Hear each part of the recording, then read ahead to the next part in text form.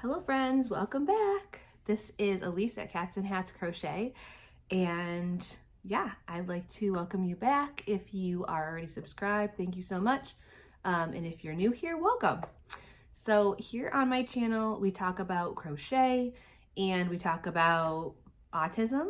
We talk about neurodivergence, basically whatever is on my mind and I'm interested in. Which is a lot of times all over the place when it comes to special interests, except for crochet. That has been the same. So this is going to be a crochet vlog today, and I'm just going to show you what I've been working on. And yeah, so the first thing I'm going to show you is this pattern test that I got to do. I was chosen by Claire the Crochet Lady on Instagram, and she needed pattern testers for this free reversible pattern that she designed. If you don't know, Claire the Crochet Lady does really cool reversible patterns. I think she has some crochet cupcake dolls that reverse, and she's also got some flower dolls. So if you've seen those on Instagram, I think especially with her flower reversible patterns, I've seen the flower dolls, those have really blown up, it seems like. So which is really cool. And she's got this free pattern now. Look, it's a beehive, and it's got a little hole for a little tiny bee. It's so cute. There's a little bee.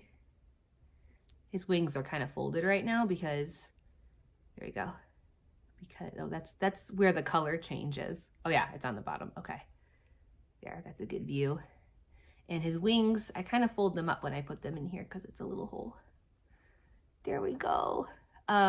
So for the bee, I obviously used worsted weight yarn. And then for the beehive, I used plushy yarn, but it's the Big Twist Baby Bear. Big Twist, right? That's Joanne's that's Joanne's brand. Yeah, I think so.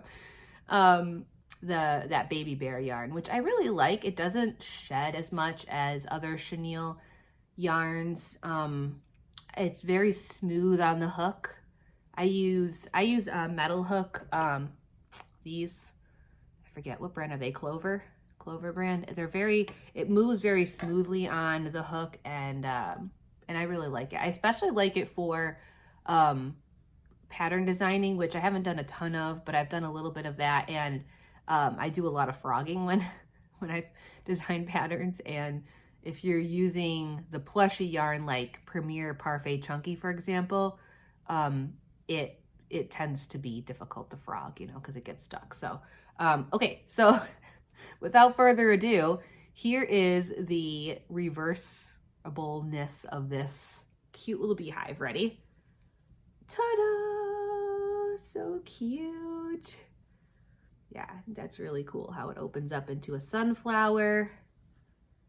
And like, if a kid was playing with this, they could have the bee, go to the sunflower, and then you can close it back up and it can be back to its little beehive, and the bee can go inside. So I thought that was pretty cool. Free pattern from Claire the Crochet Lady.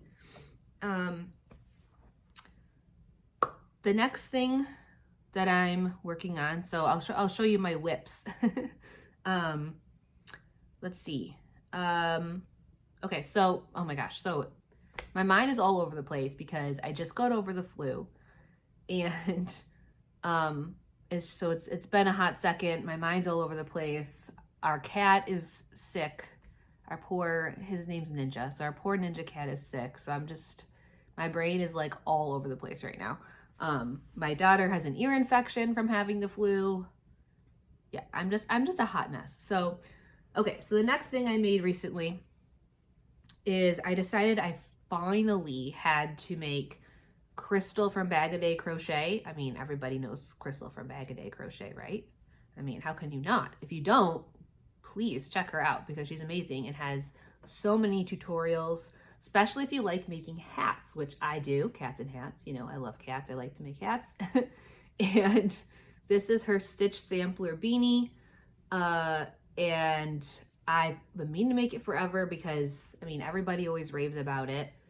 And I highly, highly recommend making her stitch sampler beanie if you have not. It's so much fun. So it whips up pretty quick. And it's so comfy. I think the size is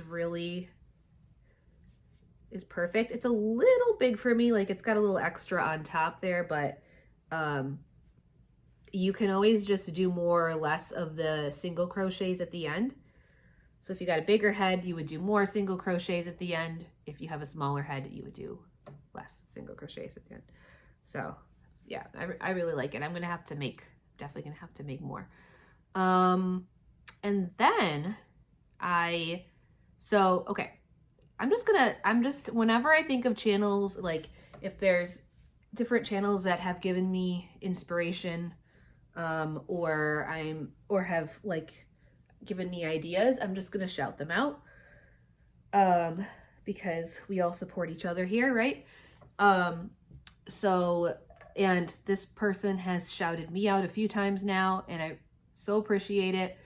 You know, being new and tiny, it's really awesome that she has shouted me out a few times. So please check out Elyse at Freehandly Made AU here on YouTube. And yeah, she is awesome. And she's got me into, ready? Elyse, if you're watching this, you got me into Tunisian crochet. And we are planning on doing a little, I guess, crochet along Tunisian style with MDL Crochet. Check him out too. MDL Crochet is awesome. Has awesome Tunisian tutorials. So we're planning on doing a little crochet along together, but I had to get started. Like I just had to check it out and get started doing some Tunisian crochet. So check this out. Isn't that cool? Not the color, sorry, isn't as interesting because you just saw the same color with that hat, but I don't know. I love like neutrals and browns and stuff when I'm making, especially wearables. I like things to match. Like when I buy new shoes, okay, my favorite color is purple, right? So when I buy clothing or new shoes or something like that I'm gonna wear, I'm like, I want purple. Like if they have it in purple, I'm like purple, but then I'm like, but it has to match. And especially things that you wear more than once, like shoes or like a sweater or something like that, I'm like, it has to match my other clothes. So I think a lot of people are like, I'm just gonna buy the shoes I want and not worry about matching. But me, no, it's gotta be a neutral color. It's gotta match. So this stitch, I'll show it again. This stitch, I think it's BHooked Crochet. I don't know if she came up with this stitch or it's just a tutorial. I don't know. In the tutorial, it kind of sounded like maybe she came up with this stitch. So that's where I got this stitch, and I forget what she called it. It's really cool on the back too. Look at that. Yeah. So this is, how did I do this? It's a combination between Tunisian simple stitch and Tunisian full stitch, if I remember it. Yeah. So and then when you pull through the loops, you have to pull through 2 and then pull through 3. You have to alternate that rather than just pulling through 2 each time. But it's not bad. It's not bad to learn. So far I've learned the Tunisian simple stitch, the knit stitch, the purl stitch, which, oh, I'm not good at that one. And then the Tunisian full stitch. And especially if you have crocheted before and you're familiar with that, it's not too hard to learn. So, and I got these, I don't know, I think this is the full set right here. I got these hooks from Amazon. They are super cheap. They're like 5 something. I'm gonna invest in better hooks because they're not the best. And when I say they're not the best, I just mean because like they don't have the pointed end that you would want typically for Tunisian. It's very rounded. But if you're not sure whether you're going to get into Tunisian crochet or not, what is going on with this one? It has like dust on the end or something. If you're not sure if you're going to get into Tunisian or not, you just want to like give it the good old, you know, try and see if it's for you. This is a good option because like I said, these are only 5 something on Amazon. And so if you're just looking to try it out and you don't want to spend too much money, super cheap. I think the ones I'm going to get next, my birthday is coming up, so I'm going to splurge a little bit. Because like I said, these are like 5 something. The ones I want to splurge on are like 40. But the ones I want to splurge on for my birthday are the Knitter's Pride, I believe. I think they're like a polished wood. I'm not sure. But it's a set that has the cable on the end so that you can, if you're making anything other than like a scarf maybe, those hooks that I just showed you, they're not really long enough. Like it just gets really crowded on the hook, really bunched up. So yeah, like if you're, I know it looks long when I like hold it close up on the camera, but yeah, if you're making like a hat or like the kind of hat that you would, you know, make it flat and sew it at the top. I tried to do that with this and it was too annoying. It's too bunched up. And then obviously if you're going to make like a shawl or a sweater or something like that, you're definitely going to want the cable at the end. So I'm definitely going to get those. And also I was looking into doing Tunisian in the round because I like versatility. You know, I want something that I can make a lot of different things with. And of course, I got to make hats, right? So I found that there's 2, it looks like from what my research, now again, I'm a beginner, so I don't know if any of this is correct. But from my research, it sounds like you can use a double hook, so a hook at each end to do in the round, or you could also do in the round with the cable that's coming off the end. So I saw a couple different ways to do it. So that's really cool. So I figure if I get the ones with the cables at the end, I'll be able to do what I want to do. So yeah, so I'm really excited about that. Okay, so next what I'm going to show you is, yeah, I think I'll show you this next. So this is a jellyfish that I freehanded. I haven't written down the pattern yet.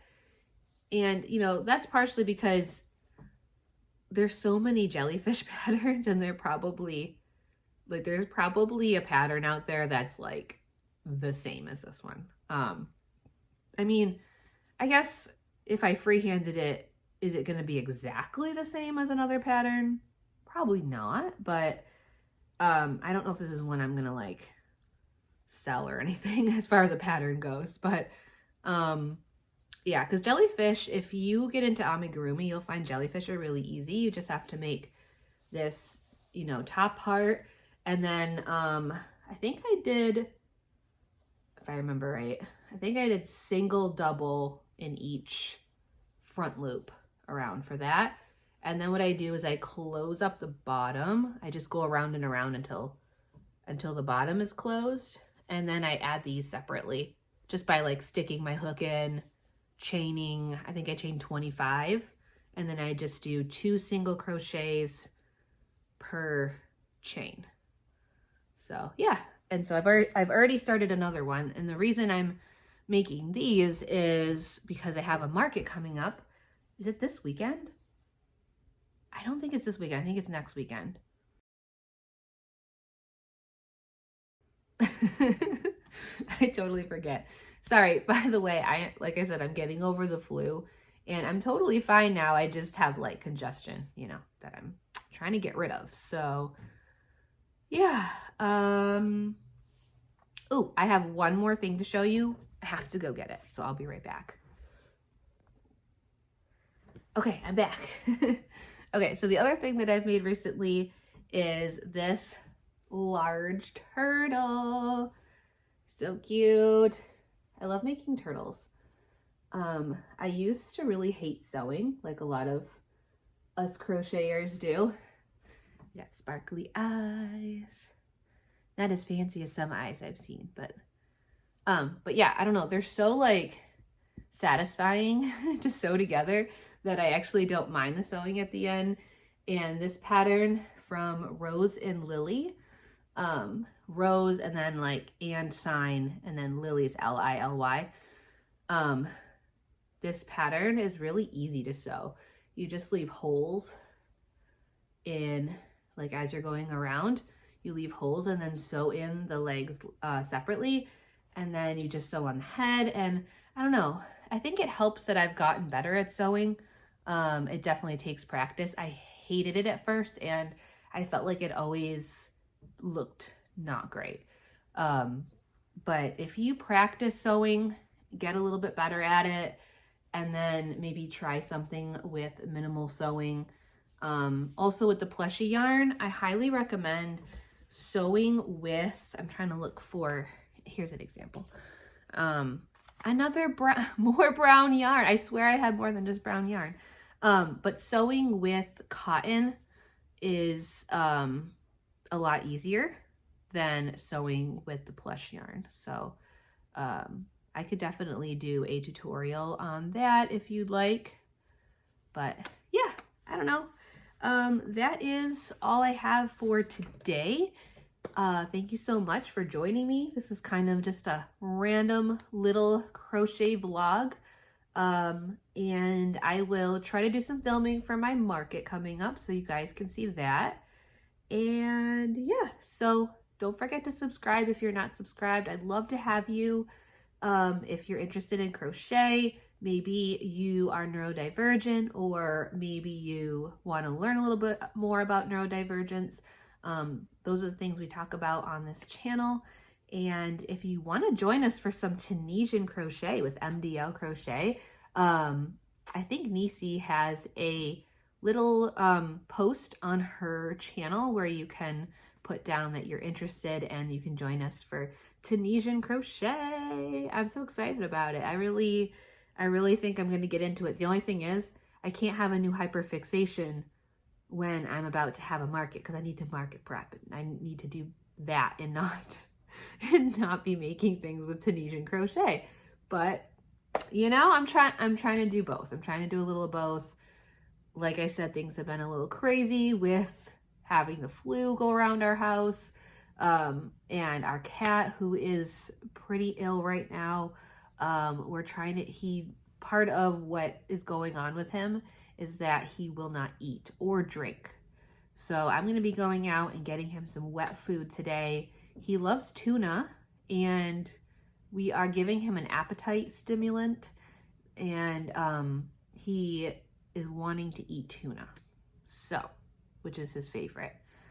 So I'm glad he wants to eat something, but it needs to be cat food so he can get all the nutrients he needs, obviously. He has some special food coming in on order, yeah, I don't know if he'll be into it. We'll see. So I'm going to go to the store and get some tuna flavored wet cat food, and I'll keep you posted on how he does if you're interested in that. I don't know if there's any other cat lovers out there. Yeah, he's my baby, and I unfortunately am trying to prepare myself for the fact that this might be kind of the end for him. So, which is very sad. I'm like his person, you know, and he's like my support animal. Even though he's a stinker, I mean, he can be a sassy cat. I was petting him today and he was purring, and I was like, oh, I almost wish he would like randomly bite me like he used to do. Because if he doesn't feel like being pet in that moment, he can be very affectionate. But if he doesn't feel like being pet in that moment, he will let you know, he will bite you. And I kind of miss that now, because he is a lot less energetic.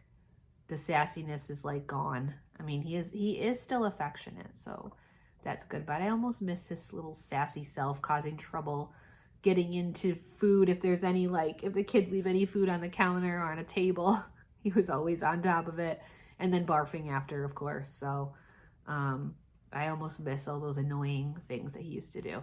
But hopefully we can get him a little bit better and maybe have a little bit more time with him. So, all right, guys, take care. Thank you again for tuning in, and I'll see you next time. Bye.